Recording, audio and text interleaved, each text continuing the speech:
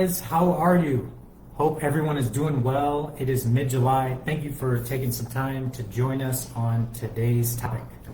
Yes, today we are going to be talking about planning a destination wedding and what your guests expect. You know, we talk so much about resorts and venues and all-inclusive and all the wedding planning details. Today we want to focus a little bit of light onto the guest side of things and what your guests are expecting when you're planning a destination wedding. Yeah, one of the big things our couples want to know, not just their wedding day, but what can their guests expect? It's really important to them. Not only it's a big financial and time commitment, they want to know and want to make sure that their guests are having a great time. And so it's very important to them. So first things first is start with your wedding day vision. What does that look like? As far as venue, layout, just how do you envision that day coming together? Is it a small, more intimate group, larger, grand, things like that? That will help us narrow down the venues for you and kind of get an idea of what your wedding count will be. And why is that important? Because logistically, the larger the group, it can be a little bit more difficult and you don't have as many options to you. Now, that doesn't mean it's not possible, but a lot of these wedding venues are catered to, 50, 100 people, give or take, for example. But if you want more than that, you definitely can do that. There are just so fewer options that allow for that. So something to keep in mind. And keeping on that same note, if you envision having a separate venue for your ceremony, your cocktail hour, your reception, then that adds another layer of complication if you have a very large wedding group, because if a resort only has one venue that accommodates a large group, and now we're looking for a resort that has 2-3 venues that accommodate that large group, this is where planning in advance is going to be especially important with a large group. We always say plan 12 to 18 months in advance to get your preferred resorts and venues. That's going to be even more so the case if you have a very large wedding group and you want multiple venue options. So this is why a lot of couples too will decide to do a buyout in that scenario. If you have a very large wedding group and you might want to consider doing a resort buyout. There's a lot of boutique properties out there that maybe have 100 rooms and you can buy out the resort for your wedding weekend. So this is where that buyout comes into play. All right, next up we're going to talk about who should you invite. A lot of couples ask, what's customary and what's standard when you're planning a destination wedding? Who should I invite? So one of the things we do with our couples is once we've narrowed down the resort and venue options, I like to advise our couples to create what's called an ABC list. And this really breaks down your guest list into 3 categories. A is really going to be that immediate family, parents, siblings, grandparents, all of those people that are going to be there no matter what because they're your family. Close family. The B list is going to be more of like your ride and die friends, longtime friends, maybe people that you have very, very close, more, maybe not a little bit more distant relatives, but not your immediate family. That's really going to be your B list. I like to kind of call those they're likely to come, but you're not certain they're going to come. Unlike your immediate family, which will be there. And then the C is going to be, more of those distant relatives, co-workers, maybe people you don't talk to or see as much. I like to call these like the coin flip people. There's a chance they might come. You're not surprised if they don't. So that's really how we like to break down that guest list. Overall, a good rule of thumb is 50 to 70% of the people that you invite will come to your destination wedding. That's just an average. Sometimes it's more, sometimes it's less. But you can really get a solid gauge of that by breaking down who you want to invite into that ABC list, categorize those because it's going to help you see very clearly the amount of people will be there. Maybe you have a very large immediate family, and so that automatically is going to raise that count. And then all the way to those more distant relatives, co-workers that you're not so sure about. Yep. And on the flip side of that, we get asked, who shouldn't you invite?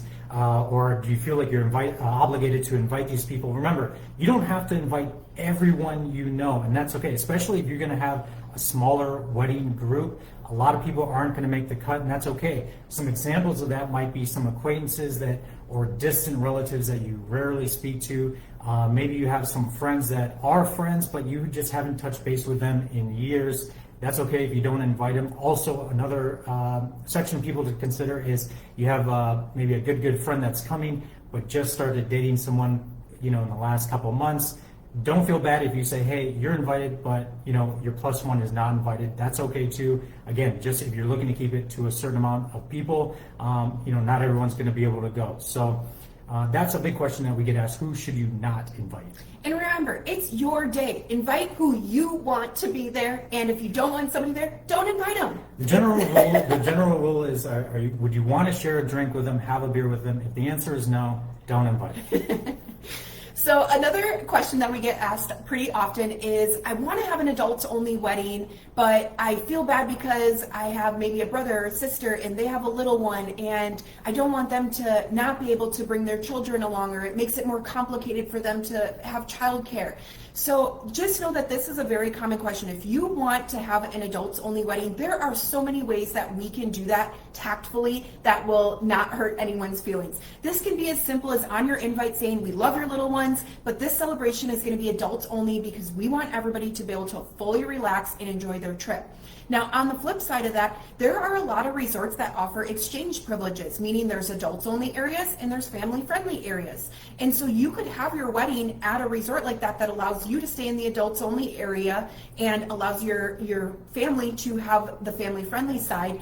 And you can still make the wedding either with kids or without kids. You have the choice.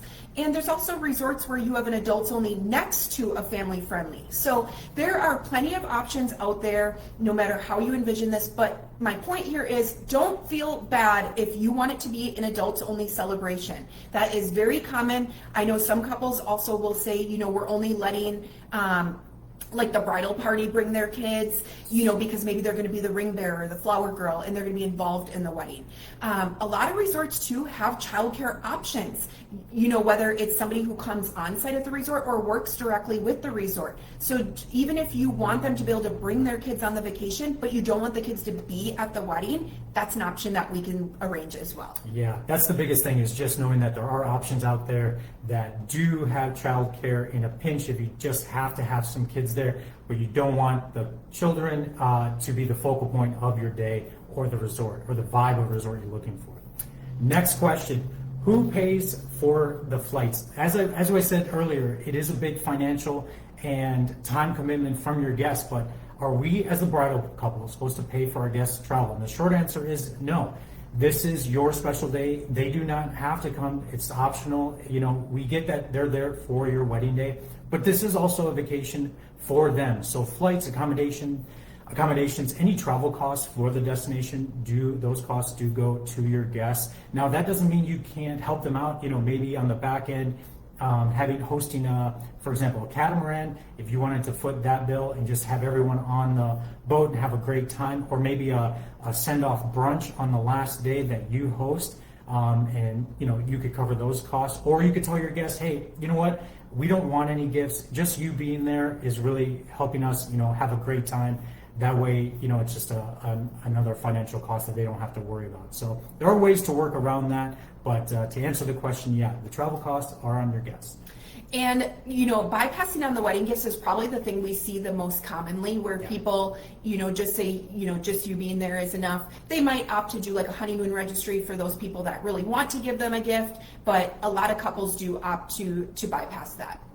Now let's talk about bridal party expenses, because that's another question that we get a fair amount is, for my wedding party, they are going to cover their travel costs, like we said, with all guests, flights, and accommodations. But some other things that you could help cover if you want to would be the cost of hair and makeup, a welcome dinner, or a group outing like a catamaran, like Alden mentioned, their wedding day attire. Maybe you want to give them like a nice little personalized gift. Things like that are very common with destination weddings. Just a few other tips regarding your guest list is save those send the dates early.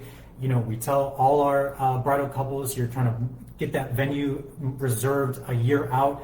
Those save the dates should be out somewhere between 9 and 12 months in advance. This gives your guests time to budget, but also plan for their time off. A lot of places, not everyone, they have to put their PTO in a year in advance. Giving them more time helps them out, making sure that they can get the time off that they need. And then having a B list. Let's say you have some people that are on the fringe. You're not sure if you're going to be inviting them or not. Us as your travel advisor, your destination wedding planner, we're going to be sending you regular updates on who's declined, who's coming, and then you may have some spaces that open up, and then you can send out some last minute invites to those people. Avoids any awkwardness, so have that B list ready, and then using your wedding website, have a FAQ, travel costs, dress codes, weather, any child policies that you have in there. Keep in mind, a lot of people, this might be their first trip to whatever destination you choose. If it's Mexico, Caribbean, it might be the first time that they've traveled in years. So they're gonna have a lot of questions, and it is our job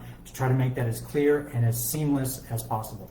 And just to add a couple of things to what Alden mentioned, with the save the dates, the other benefit of sending those out early is it allows your guests plenty of time to be able to pay for their travel and accommodations. So if you send those save the dates out 9 to 12 months in advance, they can make their upfront deposit with us, which is typically very small, around $200, and then they have months to pay off the rest of that balance. So it gives them time to be able to, pay in increments if they want to. It's not like, oh, I got to pay, within the next month or 2 months or 3 months. They have plenty of time to plan that.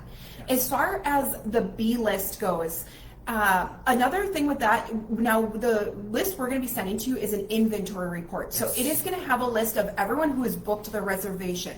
We always recommend comparing that side by side with your RSVPs, so that way you can see who has booked their room, who has not. It makes it easier for you to follow up with guests. We're also happy to assist following up with guests if you give us that list.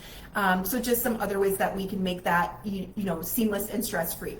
And on the wedding website, this is completely customizable to your day. So we can include anything you want on here. We can include dress codes, weather, safety tips, childcare options, all those things that are going to make your day personal and really tailor it to your vision. We can customize this page to have all of those items. The more information you can give your guests, the easier and less complicated it's going to be for them. They know what to expect, and it's just going to make it for a better experience. And we always on our website too will have options, call us, email us if you have questions.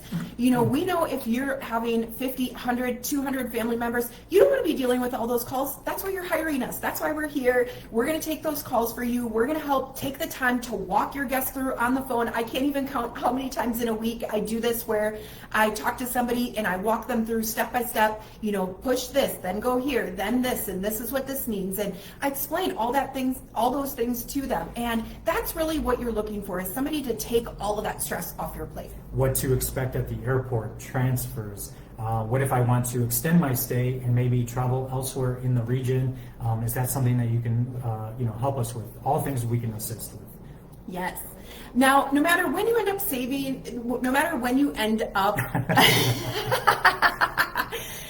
inviting on your final guest list, the more time you give people to plan, the better. So like we said, we always recommend starting this process 12 to 18 months in advance. Gives everybody plenty of time to plan accordingly, save up if they need to, and be able to make all of those arrangements. Yes, at least a year out, save that date. If you have a special date in mind, there are so many bridal couples out there that they are planning a year, 2 years in advance. Sometimes they say, hey, I want that date. I know it falls on a Saturday, so I'm going to secure it as soon as I can. If you have some flexibility, that will help you, secure if there's a good venue that you really, really want, but you have some flexibility on the day of the week that you're going to have that ceremony. That will be really helpful. Otherwise, the farther ahead you can do it, the better.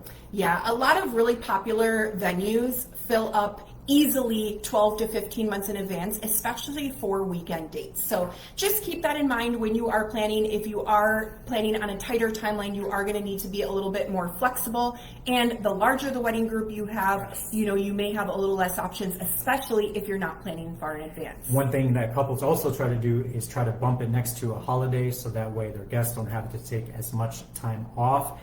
Maybe an extended weekend, something like that, helps them out. Absolutely. Now, if you are planning your destination wedding, I know we gave you so much information to think about today, but we would love to set up a time, do a complimentary consultation with you, get to know you and your vision, so we can help make this process as seamless and stress-free as possible. We only work with a limited number of couples per year, because we want to be able to give a very high level of service, not just to you, but to your guests as well. So for that reason, we only take on about 9 couples a year. And So if you are looking to plan your destination wedding, reach out to us, schedule a complimentary consultation. We would love to get to know you better. Talk soon. Safe travels.